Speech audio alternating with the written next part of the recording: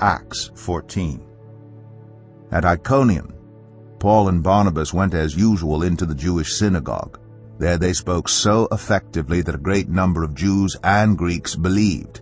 But the Jews who refused to believe stirred up the other Gentiles and poisoned their minds against the brothers. So Paul and Barnabas spent considerable time there, speaking boldly for the Lord, who confirmed the message of his grace by enabling them to perform signs and wonders. The people of the city were divided. Some sided with the Jews, others with the apostles. There was a plot afoot among both Gentiles and Jews, together with their leaders, to mistreat them and stone them. But they found out about it and fled to the Lycaonian cities of Lystra and Derbe, and to the surrounding country, where they continued to preach the gospel. In Lystra there sat a man who was lame. He had been that way from birth and had never walked. He listened to Paul as he was speaking. Paul looked directly at him, saw that he had faith to be healed, and called out, "Stand up on your feet." At that, the man jumped up and began to walk. When the crowd saw what Paul had done, they shouted in the Lycaonian language, "The gods have come down to us in human form."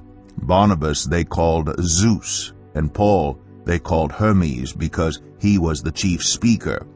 The priest of Zeus, whose temple was just outside the city, brought bulls and wreaths to the city gates because he and the crowd wanted to offer sacrifices to them.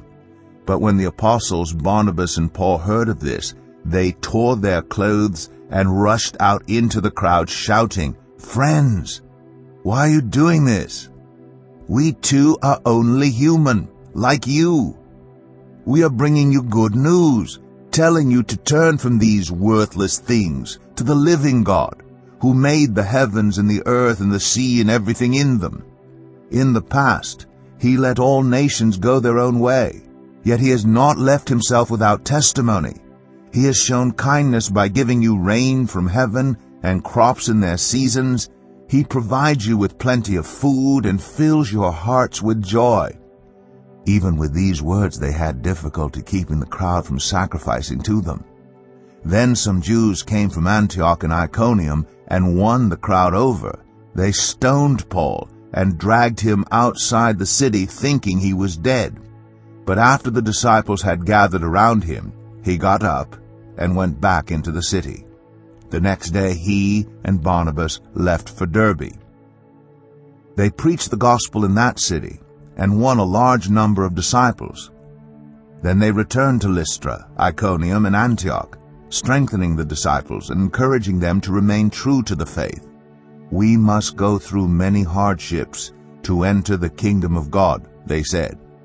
Paul and Barnabas appointed elders for them in each church, and with prayer and fasting committed them to the Lord, in whom they had put their trust.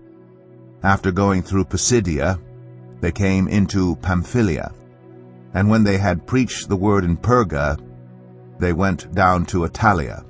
From Attalia they sailed back to Antioch, where they had been committed to the grace of God for the work they had now completed. On arriving there, they gathered the church together and reported all that God had done through them, and how he had opened a door of faith to the Gentiles. And they stayed there a long time with the disciples.